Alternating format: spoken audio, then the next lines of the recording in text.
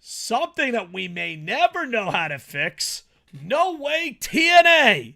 TNA talent a little upset right now. Scott D'Amore was let go. TNA talent sends letter to Anthem over Scott D'Amore firing. It's pretty long. This was not supposed to be leaked, but pretty much it was. I'm not going to read the whole letter, but it was just pretty much, yeah, you done fucking goofed. And now on the Twitter machine, a lot of TNA wrestlers are putting the hourglass, and it's supposed to represent, who knows, I could be wrong. I've been wrong before, but it's supposed to represent that their time is up on their contract, they're leaving. And it's some of the best wrestlers in the company. And TNA ratings, now granted, I don't know. I don't know if the connection is here. You know, like, is this happening because of this? Or is this, oh my God, this is just extra snow on the avalanche? The ratings went as under 90,000 viewers. So here's the thing. Is this connected? Maybe, maybe not. But it sure doesn't look good. And the letter. So there you go. Scott D'Amore fired from TNA. Us fans, a little confused. I'm sure some insiders have different theories. The letter was leaked out. They didn't want it to be leaked out. At least Dixie Carter didn't record it. Remember that segment? That was probably one of the worst segments ever. What is your thoughts, Mr. Raccoon? I think the fact that you have talent writing a letter about it speaks volumes to how beloved he was by talent. Mm-hmm. But ultimately, it's going to do nothing. Yeah. So I find it kind of interesting because, like, when TNA is at its best, it's really good. And most of the time, it's average. Do some people blindly defend it? Yes, that happens in most companies, but especially North American companies. But yeah, I don't want to see it die, but this is a huge mistake. And here's the thing. People are like, well, it's lived for freaking 20, 50 years. Yeah, but it's not looking good. If you're that much in denial. I did find something interesting. Hashtag, I don't know if it's true. Hashtag, saw it on Twitter.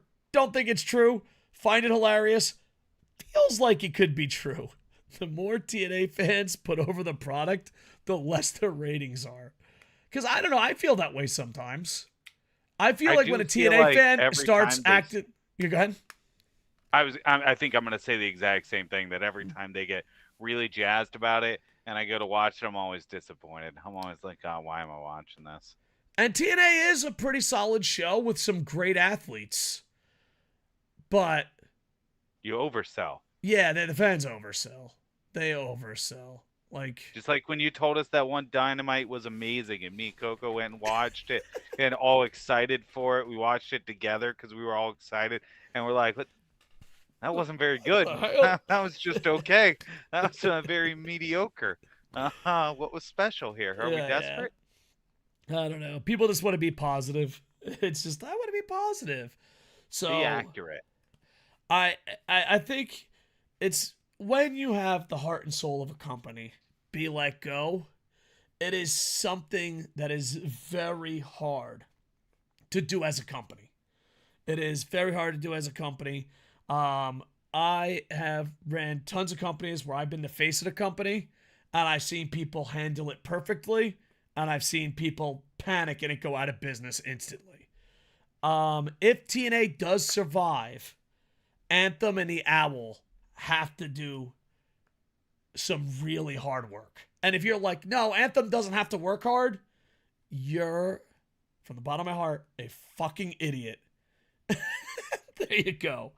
And now that, but according to most reports, that the Anthem guys started off by telling a lie. And that's never good. You're like, yeah, you know your heart and soul? Yeah. Here's the thing. Business 101. We're going to take this away from TNA. Business 101. If you are taking over someone that's a corporation or you're taking over someone that's the heart and soul of a company, you don't fucking say anything bad about them. You come in and you thank them for their services and you plan out a smooth transition. That's just pro tip. Pro tip. Also, let's, as well intentioned as writing a letter is, in what world is a corporation ever gonna unfire somebody because a bunch of the other employees wrote a letter saying they liked that person? I think it had a better chance before it went public. Because now Anthem has to double down. And maybe that's why the athletes, wrestlers, entertainers, that's why they're probably pissed.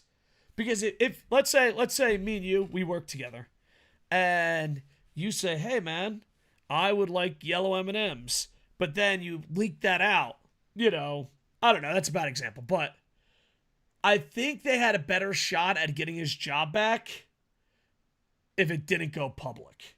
And I kind of wonder if Anthem leaked it, because we don't know who leaked it. Anthem's I can like, see look at these Anthem leaking fucking it idiots. because it puts them in a position to basically be like, well, too bad. Yeah. So it's a tough spot. But here's the thing: TNA has been, as a company, has been a fighter. They've had their ups Scott and D'Amore downs. leaked it. Yeah, Scott D'Amore put it on a lot of people's radars in a good way. So the timing seems a little weird. And now a big chunk of your staff are putting hourglasses on their Twitter machine. And there's some really, really good wrestlers on that list. Wait, WWE, AEW, New Japan, Noah. There's a lot, MLW. A lot of people can benefit from an exodus of TNA. So, and it's sad because the TNA name, I was a big fan of TNA, and the TNA name meant something. And you go back, and now you're like, what the hell's going on over here?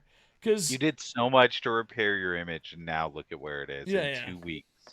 So, but I'm hoping it's a corporation that made a big mistake, and Scott D'Amore didn't do something absolutely horrible.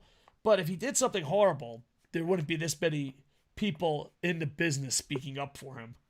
I don't know, unless they just don't know, because the company's like, well, yeah, we're not going to put that info out there because he could sue us. Yeah, that's true.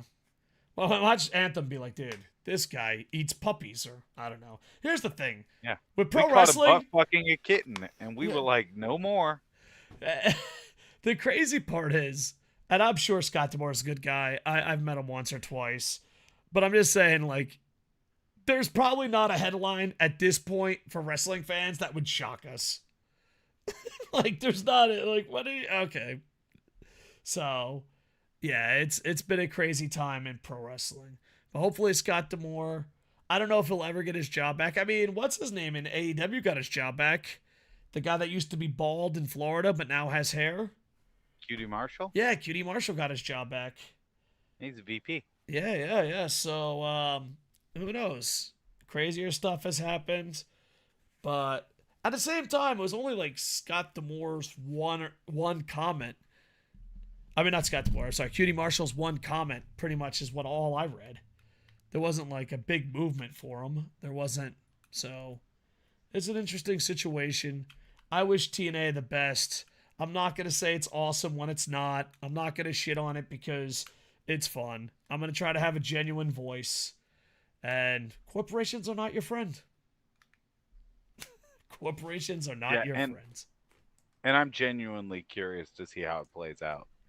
Yeah, because it's with him especially. I want to see where he goes, what he does. Yeah, you don't want to lose all that talent. And who knows? Maybe he runs Ring of Honor. Maybe he gets picked up. But I don't know. Whoever picks him up, as long as he didn't do something horrible, he should be good.